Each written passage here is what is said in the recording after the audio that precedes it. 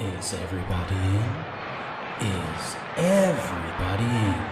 The show is about to begin.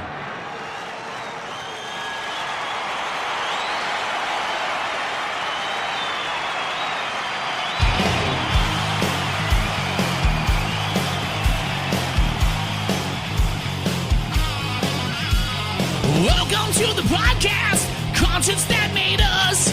Interviews and stories, tales from the bus. We love taking you back to when it all went down. The greatest live shows and that cheering crowd sound. It's concerts that made us, concertsthatmadeus.com.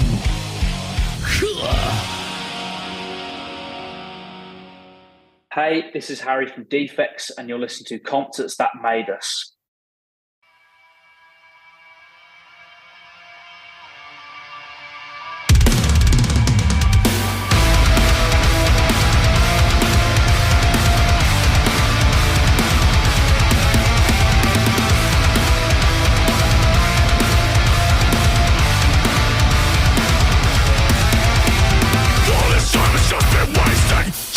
Concept pain and all the ways to throw away.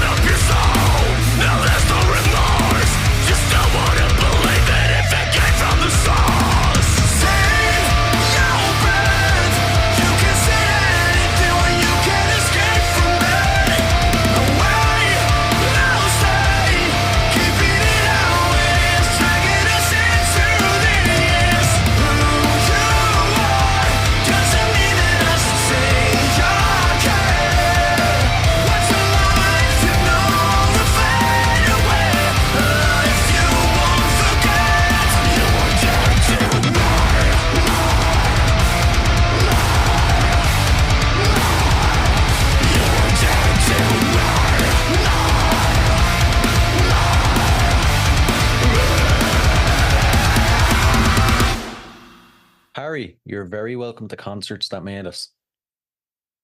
Thank you for having me. Thank you very much.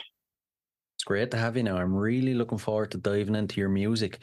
Now, it definitely seems like it's Defects year this year. You guys dropped your debut album in May. You played Download and Grass Pop, and now you've announced the Bloodline Tour. Tell us all the details if you can. Well, I mean, yeah, it's been a bit of a whirlwind year, to be honest. I mean, it's the summer was incredible, like Grass Pop and Download especially. We weren't expecting that kind of reaction, especially at Grass Pop, being so far from home, and we'd only been into Europe a couple of times.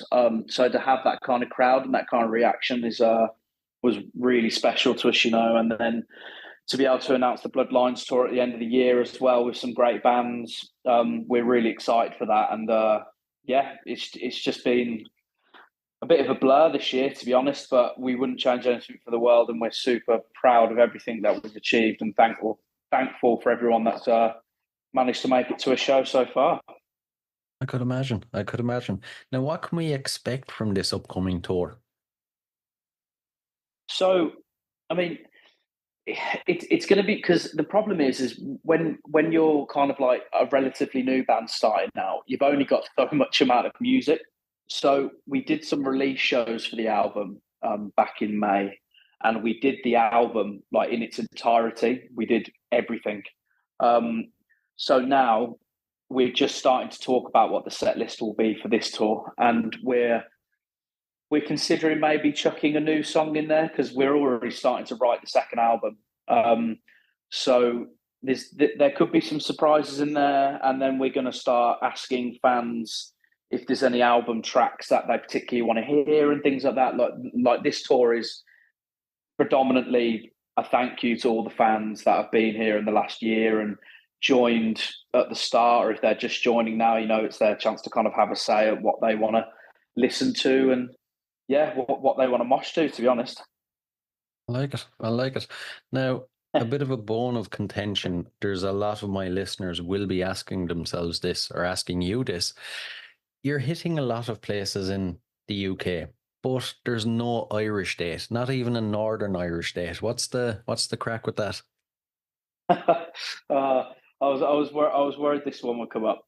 So I guess for the listeners, what's happened, and I mean, this is going to be a classic and you're probably going to roll your eyes at it, but post-COVID, touring, actually, you know what? Not even COVID, post-Brexit, touring for small-time bands, the price of it is doubled, tripled, quadrupled, and it's like, as for instance, I've played in Ireland once before with my old band, and it was incredible. And there's nothing I'd want more than to come to either Dublin, Belfast, and like come over. But honestly, the only thing it's down to is simply travel costs. That is the only thing it's down to, and it's nothing to do with, because I mean, all of us would love to be coming over. It's the same as why we haven't got any European dates on. It's the same reason, it's kind of it's very expensive, and that will be something that when we do our next headline tour at some point next year, that's when we'll be hitting all the places that we haven't been able to on this Bloodlines tour. I getcha. Completely understandable. Something I hear a lot, especially for Ireland. Apparently, I don't want to cast a dark shadow, but it's a bit of a rip-off nation for concerts and bands looking to come over here. So hopefully next year we'll get you over here. Well, absolutely. And you know what it is? It is literally, what the most expensive thing about it is? It's the ferry to get over. It's honestly, it's about, so to take like a splitter van with all our equipment and the weight it is and the amount of people, it's about £600. Like for a return journey. But look, you've heard it here first. We'll be coming there next year because we know we've got some fans out there, and it's a beautiful country, and the people are always very kind and loving. So, and I've always had I'm there next year with another band, for instance, because I do drum teching. So I will be about for a few days, so I'll definitely be scouting it out for some Defects love. Nice, nice. How do you, how are you spending this time in the run up to the tour? Personally, how do you prepare for it? For me personally, it's kind of making sure I'm on top of the songs, because the songs are very demanding, and especially if, like, for instance, as I said earlier, the kind of the when we did the album in its entirety, it kind of made me realise I've kind of shot myself in the foot here by writing my parts to be the way they are, So, and again, it's another massively cliche thing, but it's staying on top of your fitness and your stamina. Um, and that's kind of how we do it. And then it's, it's preparation. It's just making sure you know exactly what you're doing, exactly the set you're running, and just keeping on top of it. And to be honest, trying to persuade yourself for the next couple of months to not spend the 2 weeks you're out on tour having too many Guinnesses. That's that's the main thing. It's all in your mental preparedness, really. But I'd say it's keeping up the stamina and stuff. For me personally, just because of the drumming is so high paced. Yeah, yeah, I get you. I get you. Now, the album, I mentioned it dropped back in May. It's one hell of a raw album. The emotion in it, it's unbelievable. For anyone that hasn't heard it yet, take us a bit deeper into it if you can. So the album was written across a period, mainly in lockdown. Actually, it was written. We all recorded our parts separately, and then it all got brought together and was only kind of finished at the tail end of last year. But the album is, as you said yourself, it's incredibly raw. Like Tony, our lead singer, he's gone through a lot of awful things in his life that I wouldn't wish upon anyone. And and it's, what, and I'm so proud of him for it, and I'm so proud to represent this body of work, just because it isn't afraid to shy away from the themes that sometimes bands, if they do talk about them, they might quote them in like extreme metaphor, if that makes sense. Hmm.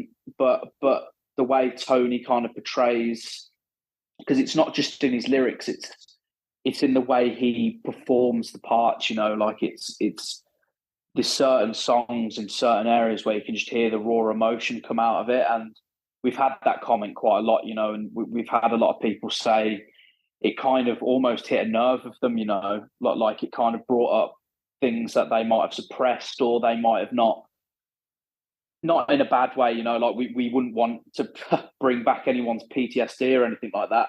But I think it's for our fans, and this is what we wanted. We wanted people to be able to like portray that message, which is luckily more profound these days, is to just talk about it, man. Like don't keep it inside you. Don't because there's always someone who wants to listen. You know what I mean? Like it doesn't matter. And if that's us, then let it be us. You know what I mean? Like it's just it's incredible. The album's incredibly heavy, and it's just got those themes in there that some people would just might be a bit too scared to touch on. But I think Tony really felt an obligation to kind of use his experiences to help others, which I'm so proud of him for it, and I'm so proud to be behind this body of work. Absolutely, absolutely. When you put it like that, when I hear you put it like that, it sounds like it's quite possibly one of the most important albums that you could listen to, Yeah, I mean, obviously, we'd never turn around and say, like, if you've got mental health problems, you need to listen to. It's not about that. It's more about showing people that, like, because I've gone through my own really horrendous mental health struggles myself, and that's why another reason why I felt it was really important to back this album and to not shy away from the themes that it presents, and it kind of taught me a lot of lessons when I was writing it, and it taught me to open up a lot more to my friends and my family. And for me personally, it was really important. It genuinely, like, it sounds really cliche, but this album like pretty much saved my life. I got the first few demos through for the album, in like January 2021, and it gave me that drive to pull myself out of a hole and kind of put my name to something.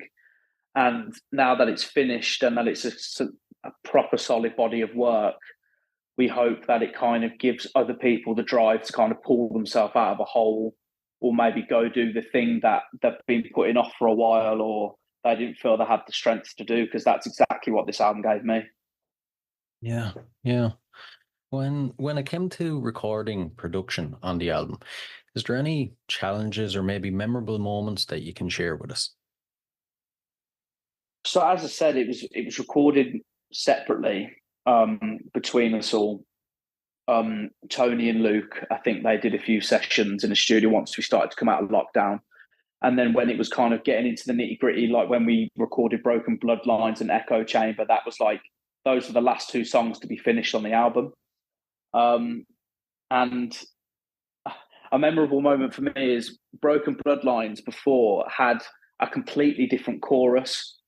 So now that song, one of our biggest songs now, that chorus is like, I mean, if you're listening and you haven't heard it, like just go listen to it, and that chorus will blow your socks off. Like it's just, it's one of my favourite choruses I've ever been lucky enough to be part of writing.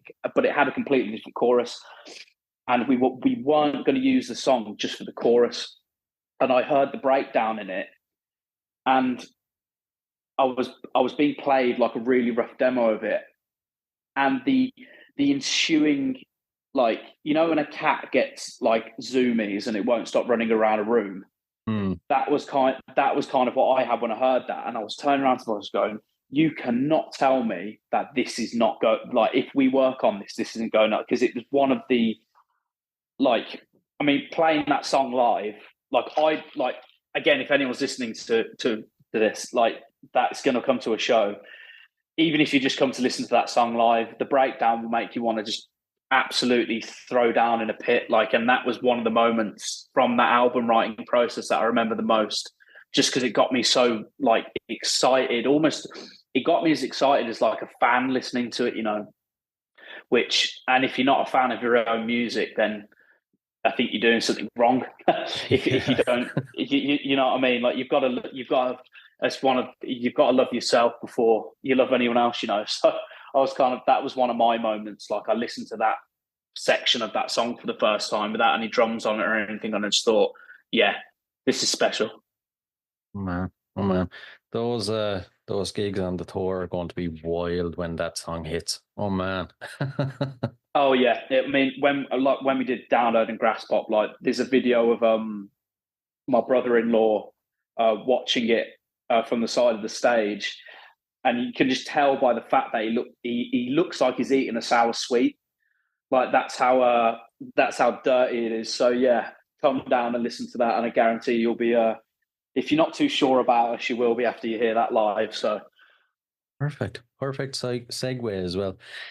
We'll move on to some concert related questions. So first off, I'll start you off easy. As a concert goer, what concerts would you say have made you? there's quite a few actually, you know, because my first ever experience of, I mean, we all know this, you know, the smell of an old venue, like the smell of the carpets, and like, even if it's been cleaned and you're one of the first people in the venue, it's got that stank. You know what I mean? There's something in the smell, you know, like, and some people find it gross, but as soon as I smell that, I'm like, right, here we go. And the first time I ever smelled that is I actually went to see Wheatus in about 2003, 2004, maybe, at the old Birmingham Carling Academy. And that was the first time that I'd experienced like a sold out crowd of like, say, 1,000 to 1,500 people. Because the gig I've been to before that was I went to go see Iron Maiden with Funeral for a Friend supporting in 2002. And then I saw Kylie Minogue at the NEC. Right. So it was kind of like that Wheatus gig was the first time that I'd had that smell, that like raw wall of humidified sweat when you walk into a venue, you know, like, and there was something in my head that just went, this is me. like that. I belong here. This feels great. The energy, people just feeling so happy to be there, you know, and people screaming along, and that Carling Academy in Birmingham was like where I went to actually some of my most memorable gigs growing up. So yeah, that was my first experience of kind of being like, yeah, nice sweaty rock show. That's what I'm all about. I have to say, I love the way you describe things. You actually, I feel like you transported me to that gig there. Well, I mean, anyone who's been to those small venues that are like, say, even 200 capacity to like 15 to 2,000, you know, especially in those old venues, those old academy venues, there's a smell you just can't get out of the walls. Like it's just, especially if you turn up, like say, halfway through the first band, because I always say go watch the support, always, because you might find your new favorite band. You know what I mean? But even after about 20 minutes, you've just got that wall of beer, sweat, and humidity, and it sounds gross, but I'm telling you, it's the best. Yeah. It's fantastic. Yeah, absolutely. Absolutely. Now, the moment we're all waiting for any listeners that haven't been lucky enough to catch one of your shows, what are they like? Give us the full experience if you can. So from the off, you're gonna get smacked like by a wall of sound. Basically, we don't hold our punches. We come in swinging.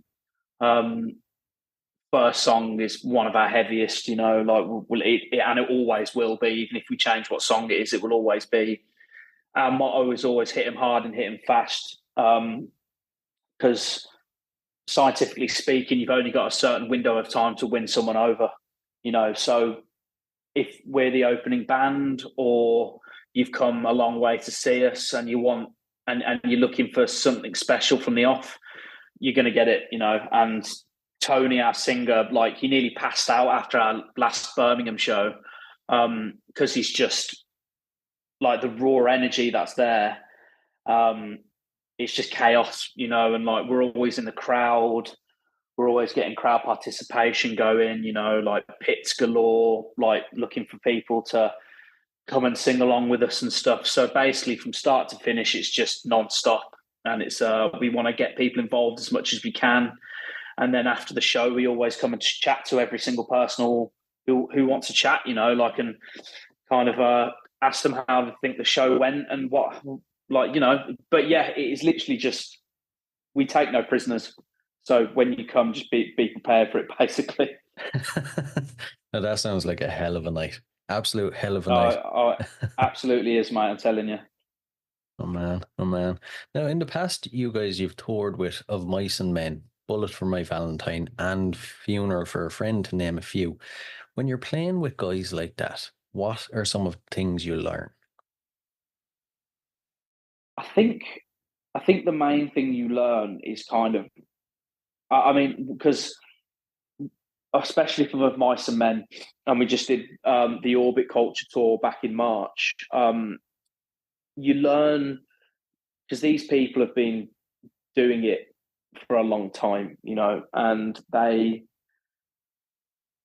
been there, they've done it, they've done the tours where it's just constant partying, and they've done the tours where it's a tough grind, you know, and any tour's a grind. It's the most enjoyable and fulfilling thing you can do, but it does take a lot of energy and mental strength to be able to do it. And I think the key thing that I personally took away is just appreciate what you've got, why you've got it, and also their level of professionalism, you know. Another big thing I learned is how to deal with a problem on stage from these people. I mean, I've been touring since I was like 16, so I'm not new to touring at all. But you always pick up something new, and I'm always interested to learn off other members. Say, like, what do they do when they're looking to get a bit of mental respite, or what do they do when they've had a bad show? And it took me a long time to learn how to deal with having a bad show, because you take it to heart, you know. And that is one of the main lessons I've learned, is asking a lot of band members how they deal with it. And I've been given some great advice over the years from some people that I absolutely idolised growing up. So I feel very lucky to be able to ask these people and call some of them my friends now. Man, man, have to. I feel like you're foreshadowing a question that's coming later. But Okay. if you if you think of all the gigs that you guys have played since you started, is there one that sits above the rest? You know, it just couldn't have got any better. Ooh, ooh. I would say, and it's a, you know what, it'll be two, Grass Pop and Download. I was expecting it. Yeah, all the shows we've played since it started, it felt like it was building to those two shows, you know, like um because we did some more shows of the Mice and Men between those festivals, and there were some killers in there, like absolute screamer of shows. But Download was one of those shows where it's such a big event and it's such a big thing, and you spend so long kind of worrying about it that you do expect something to go wrong. And both Download and Grass Pop, it went off without a bloody hitch. Like the whole thing from start to finish was perfect. No one had any problems. Everyone played the tightest they've ever played. It was just, yeah. The both shows, especially Grass Pop, it was just perfect. Like I couldn't think of anything that I would have done differently. And it, yeah, I think I must think about those two shows weekly. Um, just because it was so special. You know, no one expected it to be like that, and it was just. We were first on that stage at Grass Pop as well, and before you knew it, we were playing to 1,500 people, and we had this giant LED wall behind us with our logo on it, and all these LED flames going off and stuff. And genuinely, yeah, just yeah, I wish I could relive it all over again. You know, it was just fantastic. Yeah, I was just thinking to myself there. I'm kind of intrigued by it. You know, you don't get those gigs every day. You know, between the crowd, the feeling of it, the scale of it. How do you kind of go on from that? How do you scratch that itch once you've felt that? Well, that's the problem, isn't it? I mean, because I did a couple of really special things in my old band, you know, and we broke up, and then for a long time that itch wasn't being scratched, and there is no other feeling.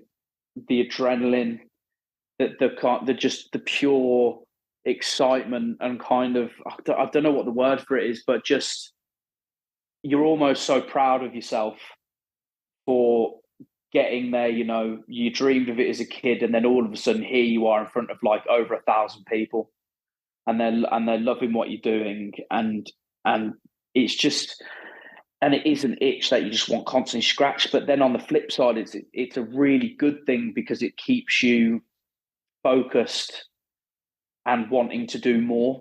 You know, like that's the end goal, is to be constantly doing shows like that where you're playing to all these people and they're loving it and you're loving it, and there's just a vibe going on. And it's after again touring with some of my favorite bands, they say the same thing. You know, it's like you never get bored of it ever. Like it's such a special feeling, and it will make me want to keep doing it until I'm allowed. My body will allow me to. You know, like it's a constant thrill that I will be chasing probably for the rest of my life. Glad to hear it. Glad to hear it. Yeah. Now, here's a fun one. If you think of all the gigs you've played, I'll go easy. You can use any gig you've ever played. The worst one, everything fell apart, and how did you overcome Oh God, I know exactly the one. I know exactly the one. You know, because I'm for any comic book nerds listening, I'm like Tony Stark. Once I make one mistake, I learn from it and never do it again. So, oh God, so we were playing in Frankfurt. This is years ago now, probably about 2017, 2018. And there was a lot of people there. We were playing a venue in Frankfurt there was about 2,000 people there. And at the time, my playback system, as I controlled it at the time, it was on my left. I basically hadn't plugged one of the cables in properly. So the intro's going, we've all walked out on stage, giving it 10 to the crowd, you know, and then all of a sudden my metronome hasn't started. So the backing track has stopped and I've not started. So everyone's turned around and looked at me in front of all these people, and it's just gone dead silent. And I mean, you could hear a pin drop, and there was 2,000 people in there, you know.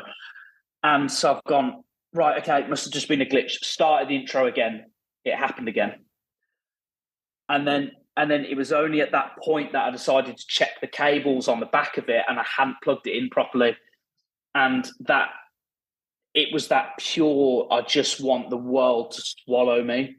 Like, because everyone's looking at me because I control it, you know, like, so it was on me and it was completely my fault. And ever since that moment, I'm constantly double checking things. But I mean, genuinely, think about your most embarrassing experience in your life and then times that by 10. And that is exactly what that experience felt like. Oh man. Oh man. Well, I'm sorry I made you relive it now. You know what, mate? It's actually a good thing because I think about it constantly and it keeps me on top of being able to not let that ever happen again. So it's you live and you learn, you know what I mean? And I was young at the time, so I'm kind of like, and it's never happened since, touch wood. So yeah, it's it was a live and learn situation. True. Now, when it comes to showtime, then, how do you guys, what's your pre-show and then what's your post-show? How do you psych yourselves up and then how do you wind down? So pre-show, it's a lot of stretching. It's a lot of making sure that you're lubed up and ready to go, you know, like got good tunes on in the dressing room, get psyched up sort of thing, and just get your head in the game sort of thing, like kind of get yourself prepared for it, make sure you're all limber and just prepared for any eventuality really. And then it's kind of psyching each other up, you know. So obviously when you get off stage, there's a lot of adrenaline.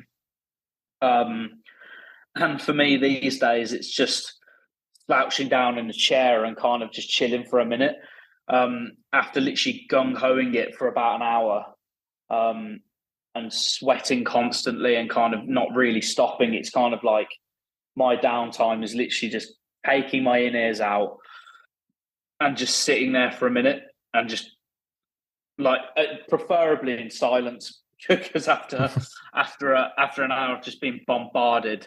But then a lot of the time it will be we go straight to the merch desk, you know, and we talk to the fans and we talk to the people who've just discovered us or they want to just have a chat and see what makes us tick, you know. And that's probably our favourite part of our post show is winding down with a beer and going and chatting to the fans and stuff, you know. Like that's our favourite part of post show, I think.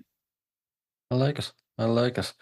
Right, before we dive into the last couple of questions then, future plans. I know I've heard that about the tour and everything. Is there anything else you can share with us, maybe about the album you're working on? So yeah, we're just at the start. Well, I say we're at the start. We're about halfway through the album writing process of album number 2. You've heard it here first. So yeah, we're already working on new stuff. We've got some. I mean, it's modern era times about 20. Like we've stepped it up a notch, and I'm really happy with how it's coming along. You know, and we've got some big plans for next summer and beyond. So yeah, just stay tuned. Really, we'll be hopefully coming out with some brand new stuff, but also we've got a little surprise coming in October. So yeah, stay tuned for that. Nice. Plenty to look forward to. So, right. Oh yes.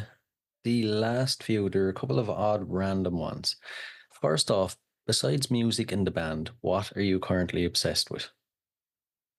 Oh, something I'm constantly obsessed with is graphic novels and comic books and stuff. That is like my thing outside of music. I'm a big fan of all that stuff. So yeah, reading a few graphic novel runs and kind of just catching up on a lot of the things I've kind of missed out on. You know, now I've had a bit of time at home from touring.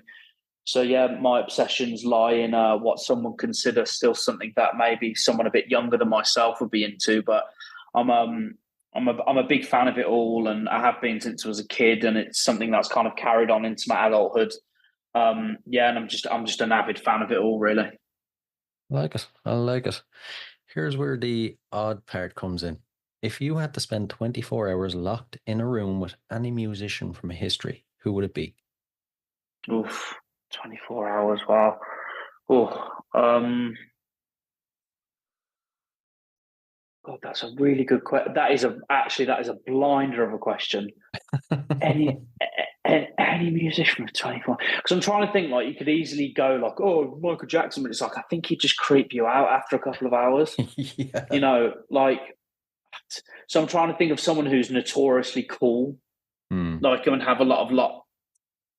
Frank Sinatra. Right. I think he'd have. He'd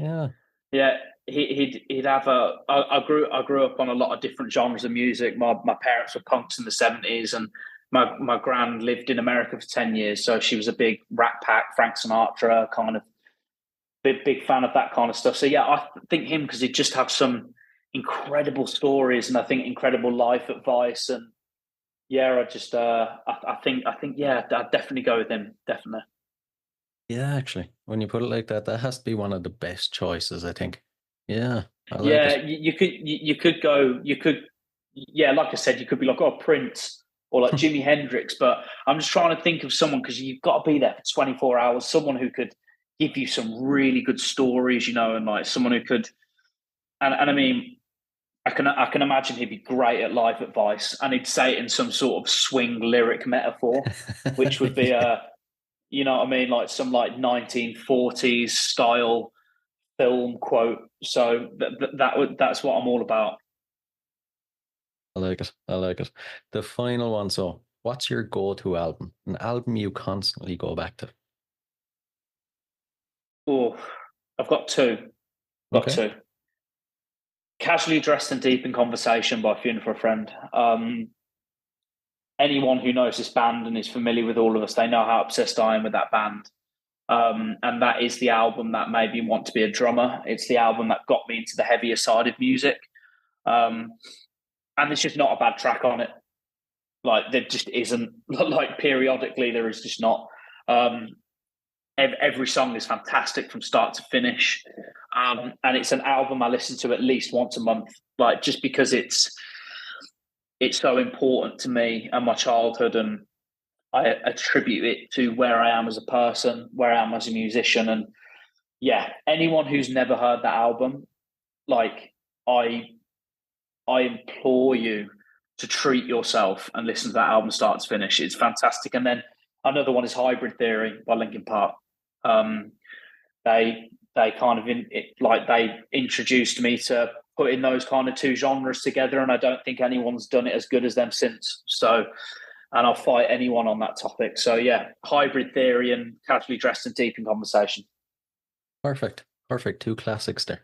Harry, listen, absolutely. This has been one of the most enjoyable chats I've had in a while now. Thanks a million. Oh mate, honestly, thank you ever so much. It's been it's been great actually. That 24 hours is that question is a blinder. That is a great question. So yeah, no, thank you. It's been great. Thank you very much.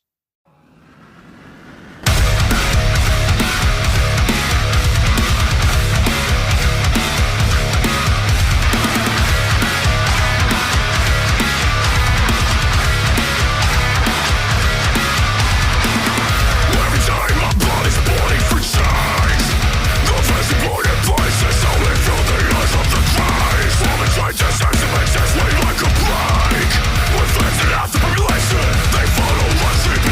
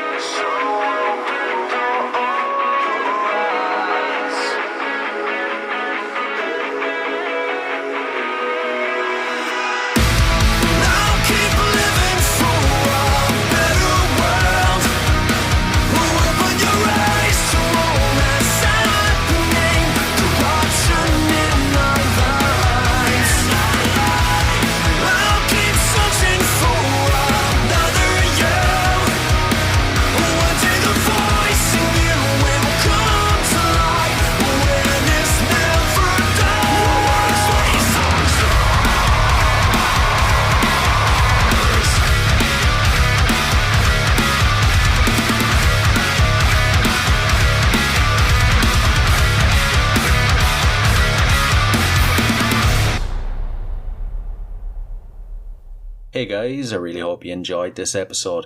If you did, please rate and review us on iTunes and Spotify.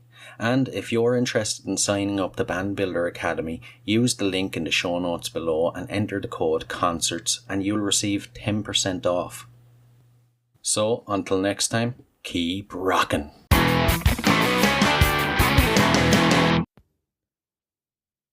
Hey, what are you guys still doing here? The show's over. It's over. You can go home. Go on. We'll see you next time. We'll be here. Bye.